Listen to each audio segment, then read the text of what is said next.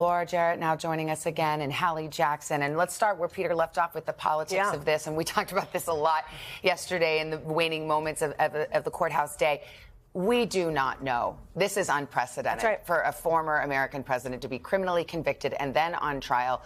How this is going to play. And can I explain why that is? Because there is polling out there on the hypothetical. What would you do if Donald Trump were to be convicted? How would it affect your vote? So we have some signals, some tea leaves potentially from, for example, independent voters. Anywhere from about 10 to 23% in some recent polling say that they would be less likely to vote for the former president if he were to face a conviction here. 60% of them think these charges are serious.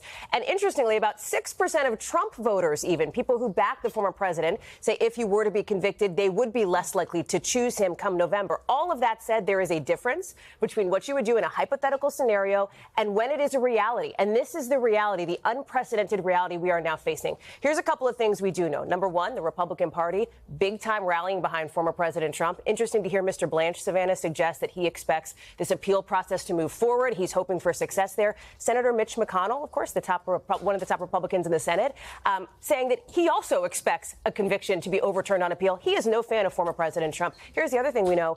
Both President Biden and Donald Trump have a rare moment of agreement here. Both of them believe that a political verdict will come from voters in November. And that's where we'll spend most of our time for the next few months. But just on that point about the appeal, the appeal is happening. They're very confident on the defense side, but this is not something that happens quickly. For example, you're not going to have a result of something overturned before Election Day, correct? No, and I'm surprised we're even going to have the sentencing before July. I was surprised to hear the judge want to move that quickly. I think the appeal, there's plenty of grounds there, and it was surprising to hear him sort of articulate which grounds he thinks are strongest. I would have picked a couple of different ones, and you and I have talked about those, but that is going to take weeks, months. We're in for a long haul here. And then let's talk about sentencing, because jail time is potentially there, 4 years for each count. Well, unlikely. Unlikely. Explain that, because there's a lot of history. He's almost 80 years old. It's a nonviolent crime. It's a felony. It's low level.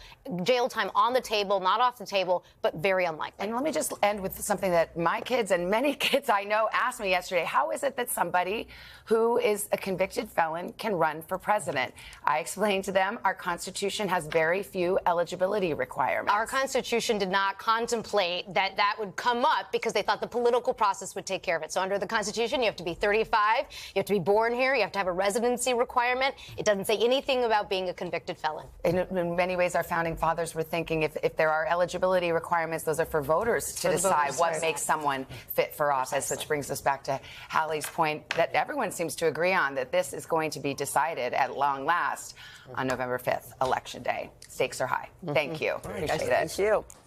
Hey, thanks for watching. Don't miss the Today Show every weekday at 11 a.m. Eastern, 8 Pacific on our streaming channel, Today All Day. To watch, head to today.com/allday or click the link right here.